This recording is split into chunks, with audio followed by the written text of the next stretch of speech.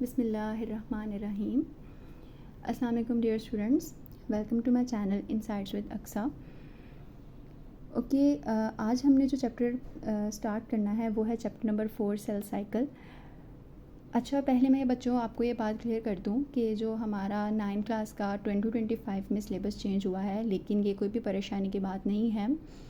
ऐसा है कि पहले जो हमारे पास बुक्स थी ना, वो काफ़ी देर पुरानी बुक्स थी। ये अच्छा है उन्होंने आपके थोड़ा सा चैप्टर, उन्होंने जो बुक्स हैं उनको थोड़ा चेंज किया है, क्योंकि साल साल वही बुक्स चलती आ रही थी। इनफैक्ट हमने भी वही बुक्स पढ़ी हैं, आपकी टीचर्स जो हैं उनको उन्होंने थोड़ा सा मॉडिफाई किया है। कोई डिफ़िकल्ट परेशानी नहीं है, मसला बस ये है कि बच्चे टेंशन ले लेते हैं जी सिलेबस चेंज हुआ है तो हमें ज़रा मुश्किल होगी पढ़ने के अंदर, लेकिन ऐसा कुछ भी नहीं है। आपके कॉन्सेप्ट्स क्लियर होने चाहिए, आपको चीज़ों का पता होना चाहिए कि अच्छा ये टॉपिक हम पढ़ रहे हैं तो इसके अंदर क्या है, क्योंकि बेसिक्स अगर आपको बताऊंगी ना तो आप उसको आराम से कवर कर सकते हैं। अब जो हम चैप्टर स्टार्ट करने लगे हैं वो है cell cycle, class 9 chapter number 4। Cell cycle के अंदर ना मैं पहले आपको लिख के बताती हूँ ताकि आपको क्लियर हों चीज़ें, देन फिर हम जो है वो बुक से उसको ना मार्क करेंगे। ओके, हमारा जो चैप्टर है वो हमने आज जो स्टार्ट करना है वो है सेल साइकिल। सेल साइकिल के अंदर हम लोगों ने पढ़ना है कि सेल किस तरह से बनता है, बन के उसकी ग्रोथ किस तरह से होती है, और ग्रोथ करने के बाद वो डिवाइड किस तरह से करता है। हम लोगों के अंदर जो जितने भी ह्यूमन बींग्स और लिविंग ऑर्गेनिजम्स हैं, you know that cell is the basic unit of life. Cell है तो हमारी लाइफ है। सेल है वो बनता है, वो डिवाइड होता है, मल्टीपल्स ऑफ सेल्स बनते हैं, ह्यूमन बॉडी बनती है, और देन हम अपने जो है हम कहते हैं कि एक लाइफ बनी है। तो बेसिकली जो सेल है ना उसने दो काम करने हैं सेल के अंदर। एक होनी है आपके पास फॉर्मेशन, ठीक है। देन आपके पास सेकंड चीज़ है कि सेल जब बन जाएगा ना उसने करना है डिवाइड। हमारे पास होनी है डिवीजन। डिवीजन जाहिर है जब सेल बन गया, डिवाइड हो गया, आपके पास समझें कि ये एक सेल है। अगर मैं आपको क्लियर बताऊं तो ये एक हमारे पास सेल है, ठीक है। उसने डिवाइड होना है हमारे पास और 2 न्यू सेल्स हमारे पास बन जाएंगे। जो 2 न्यू सेल्स बनने हैं उन सेल्स को आपने कहना है डॉटर सेल्स, ठीक है। और ये जो सेल है जिसने डिवाइड हुआ है उसे हम नाम देंगे पेरेंट सेल, और प्रोसेस का नाम क्या है, इट इज़ अ डिवीजन। और डिवीजन किसके अंदर होगी उसको हम फर्दर 2 प्रोसेस के अंदर डिवाइड करते हैं। हमारे पास आती हैं डिवीजन की 2 चीज़ें होती हैं, एक को कहते हैं माइटोसिस और एक को कहते हैं मियोसिस। माइटोसिस जो है ये भी डिवीजन है, मियोसिस जो है ये भी डिवीजन है, लेकिन दोनों में डिफरेंस है। वो आगे आपका टॉपिक आएगा, इंशाल्लाह मैं आपको सारा डिटेल में बताऊंगी। आज जो हम लोगों ने पढ़ना है, सबसे पहले सेल साइकिल का इंट्रोडक्शन है, उसको भी हम मार्क करेंगे। उसका मैंने आपको बता दिया, फॉर्मेशन और डिवीजन को कहते हैं। ओवरऑल जो हम लोगों ने इस चैप्टर में इंशाल्लाह पढ़ना है, पहली चीज़ है हमारे पास आज जो टॉपिक आपका स्टार्ट हो रहा है, it is interface.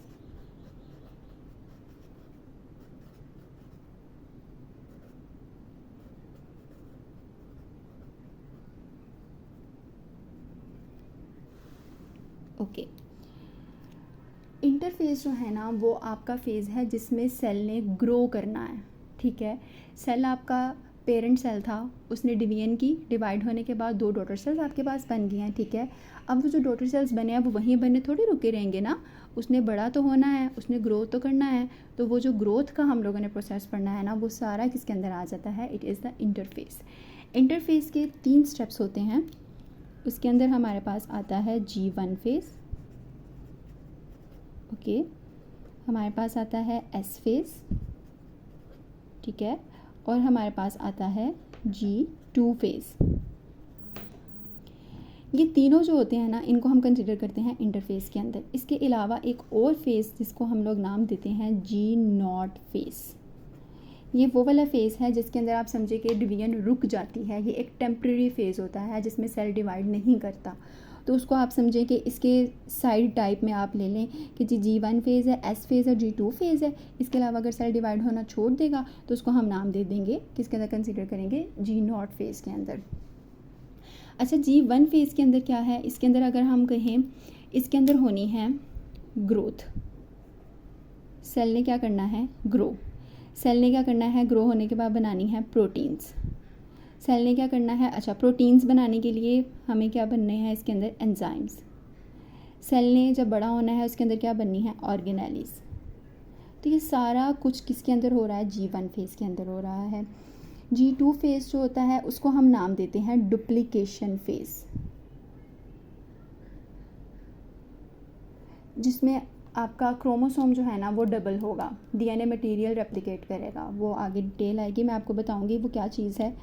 G2 phase जो है उसमें फर्दर ग्रोथ होगी, हमारे पास मज़ीद प्रोटीन्स हमारे पास बनेंगी, और सेल जब ग्रोथ होना एंड हो जाएगा, जिससे आप कहेंगे कि ये एक टेम्प्रेरी फेज़ जो होगा उसे आप नाम देंगे G0 फेज़ के अंदर, और ये एक नॉन डिवाइडिंग फेज़ है। मतलब कि आप समझें कि इसके अंदर सेल ने डिवाइड, ग्रो वगैरह कुछ भी नहीं होना, स्टॉप हो गया वो, उसने जो भी काम अपना कर रहा था ना वो ख़त्म हो गया है।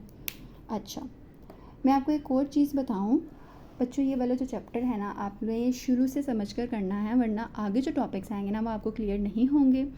क्योंकि कुछ टॉपिक्स आपको पता होते हैं इस तरह के कि आप कहते हैं जी हम घर में टीचर का लेक्चर नहीं भी लिया ना, हम घर में उनको पढ़ लेंगे और हमारा क्लियर हो जाएगा, गूगल से देख लेंगे, यहाँ से बेशुमार डाटा मौजूद है, नो डाउट। सब टीचर्स जो होते हैं अच्छा पढ़ाते हैं, और कुछ टीचर्स, हर स्टूडेंट पर डिपेंड करता है कि उसको उनको किस टीचर की समझ आ रही है।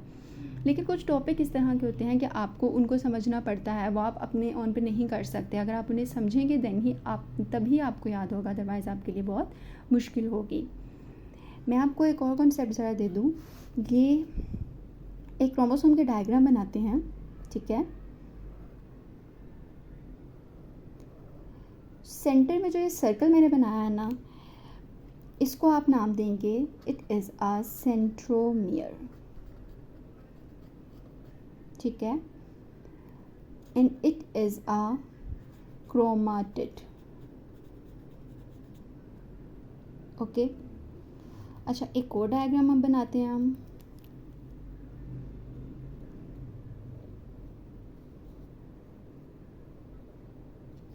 इसमें भी मैं आपको हाईलाइट करके देती हूँ कि ये क्या है। This one is again centromere and these are sister chromatids, ठीक है। अच्छा, ये जो है ना ये वाली डायग्राम, इसमें नंबर ऑफ़ क्रोमोसोम्स कितने हुए, इसमें भी नंबर ऑफ़ क्रोमोसोम आपके पास एक ही है, इसमें कितने क्रोमोसोम हुए, इसमें भी नंबर ऑफ़ क्रोमोसोम एक ही है।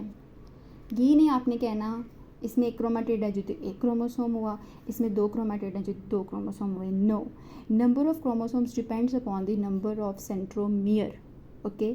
सबसे आसान फॉर्मूला है, जितने आपको सेंट्रोमियर नज़र आएंगे ना उतने नंबर ऑफ़ क्रोमोसोम होंगे। आपने ये कन्फ्यूजन नहीं होना कि जी इसमें एक क्रोमाटिड लगा है तो दिस वन क्रोमोसोम, इसमें टू क्रोमाटिड्स लगे हैं now they are two chromosomes. No, this is totally wrong, okay. चलिए अब आप बुक की तरफ आएँ, मैं आपको बुक की तरफ मार्क करवा दूँ जो चीज़ें आपने याद करनी है। सबसे पहले आपने करना है कि हमारे पास व्हाट इज़ सेल साइकिल, ठीक है। मोस्ट इम्पॉर्टेंट चैप्टर है, मैं अगेन आपको बता रही हूँ। बच्चे जो है ना, ऐसा है कि बच्चों के मैं पढ़ा रही हूँ बच्चों को, अल्हम्दुलिल्लाह एक्सपीरियंस है काफ़ी, ऑलमोस्ट 8 to 10 ईयर्स आप कह सकते हैं। आपके जो 9 क्लास में बच्चे आए ना, उनको कुछ बच्चों को चीज़ें क्लियर नहीं होती। मेरा मेन टारगेट ये है कि मैं आपको बताऊँ, आपके लिए जितना आसानी पैदा कर सकती हूँ वो आसानी पैदा करूँ। आपको किसी भी चीज़ का कुछ पूछना हो तो you can ask me in the comments. और ये जो आपने चीज़ें पढ़नी हैं उनको अच्छी तरह समझ कर पढ़ें, पहले समझ लिया करें, देन आप निशान लगाए और फिर उसको तसल्ली से आपने याद किया, रट्टा मत मारा करें। आपके एंड पे जो पेपर्स जैसे ही करीब आएंगे तो आपके बोर्ड वाले जो हैं वो स्कीम आपको देंगे। स्कीम में बताया जाएगा इन चैप्टर्स में से कितने शॉर्ट आने हैं और कितने लॉन्ग आने हैं। जैसे ही वो आएगी इंशाल्लाह मैं आपसे शेयर करूँगी। और फिर उसके अकॉर्डिंग चाहे आप याद कर लें। बच्चे फिर ये करते हैं, पहले ये होता था जी, मेरे स्टूडेंट्स कहते थे कि हम ये चैप्टर छोड़ देते हैं, उनको डिफ़िकल्ट लगता था। तो वो स्कीम पर डिपेंड करता है आप इसको अटैम्प्ट करना चाहते हैं या नहीं। लेकिन अभी हमें स्कीम का कोई आइडिया नहीं है, पेपर पैटर्न का कोई आइडिया नहीं है, तो इसके लिए आपको हर चीज़ अभी से क्लियर होनी चाहिए, ठीक है।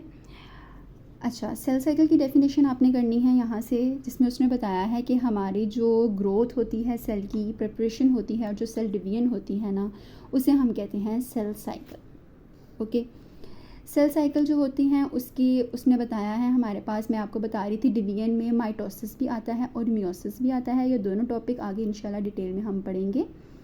जो आपका माइटोसिस है, माइटोसिस को उसने ब्रीफली बताया है यहाँ पर, जो है ग्रोथ एंड रिपेयर को कहते हैं, और मियोसिस जो होता है रिप्रोडक्टिव सेल्स की फॉर्मेशन को कहते हैं। ये आगे आएगा। टॉपिक जो मेन आपका लॉन्ग क्वेश्चन वाला स्टार्ट हो रहा है, व्हाट इज़ सेल साइकिल। और सेल साइकिल के अंदर जिसमें मैंने आपको शुरू में बताया कि दो डॉटर सेल्स बनेंगे, ठीक है। और जो मेन फेज़ आएगा जिसमें हमारे पास इंटरफेज़ है, 90% काम जो आपका इंटरफेज़ के अंदर हो रहा है, और माइटोसिस फेज़ जो आगे नेक्स्ट टॉपिक इसका होगा। इंटरफेज़ के अंदर हमारे पास 3 फेज़ नेक्स्ट आएंगे, G1 phase, S phase and G2 phase. G1 phase जो है उसमें ग्रोथ होगी, आपकी प्रोटीन्स बनेंगी। S फेज़ जो है उसके अंदर डुप्लीकेशन होगी। ये जो मैंने आपको कॉन्सेप्ट दिया था ना, ये वाला, एक सेंट्रोमियर और एक क्रोमेटिड और 2 क्रोमेटिड, लेकिन नंबर ऑफ क्रोमोसोम सेम है। This is basically the duplication of DNA। Okay, sorry, screen थोड़ी ब्लर हो रही है। अच्छा, G2 फेज़ जो है वो अगेन आपकी फर्दर जो है वो ग्रोथ होगी हमारे पास, और जब सेल डिवाइड होना ख़त्म हो जाएगा, जिसको आप टेम्प्रेरी फेज़ कहेंगे या स्टॉपेज ऑफ द डिवीजन कहेंगे, वो आपका आ जाएगा G0 फेज़ के अंदर। ये टॉपिक है हमारा पहला। G0 फेज़ की जो अच्छा, ये डायग्राम, एक चीज़ मैं आपको बता दूं बच्चों, बायो के अंदर अगर आपने नंबर लेने हैं, आपको डायग्राम्स बनानी हैं। ये नहीं आपने कहना कि जी शॉर्ट क्वेश्चंस हैं तो हम डायग्राम बनाने की ज़रूरत नहीं है, 2 ही तो नंबर एग्जामिनर दे देगा ना। प्रेजेंटेशन बहुत ज़्यादा मैटर करती है आपकी, हेडिंग्स बहुत ज़्यादा मैटर करती हैं, बोंगियाँ बिल्कुल भी नहीं चलेंगी आपकी। आपने डायग्राम्स को प्रॉपर तवज्जो देनी है। लॉन्ग क्वेश्चन हो, शॉर्ट क्वेश्चन हो, diagram is most most most important. Okay, G0 phase जो है उसकी आपको जो है हम लोग अगर कहें व्हाट इज़ G0 फेज़, ने नेक्स्ट पेज में ये आपको पूरा एक्सप्लेन किया है व्हाट इज़ G0 फेज़, ठीक है। You have to learn it from this. Okay,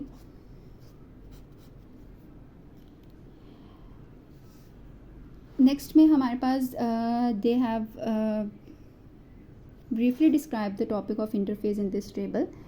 It is very important. इस तरह से जो चीज़ें हैं ना, आपने पीछे डिटेल पढ़ ली, ये उसने आपको ब्रीफ सा इंट्रोडक्शन दे दिया है। ये लॉन्ग में इस तरह से नहीं आता। लॉन्ग अगर आएगा आपने पिछला वाला टॉपिक ही लिखना है। ये उसने समझे MCQ में आपको लाइन आ जाती है, जैसे कहते हैं the cell in which phase the cell replicates itself, the cell replicates its DNA, तो आप लोगों को मार्क करना होगा S फेज़। तो MCQ वाइज के लिए आप उसको तैयार करें टेबल को। ओके, इंशाल्लाह नेक्स्ट वीडियो में मैं आपको बताऊंगी माइटोसिस क्या है। For this kindly subscribe my channel and press the bell icon. Thank you.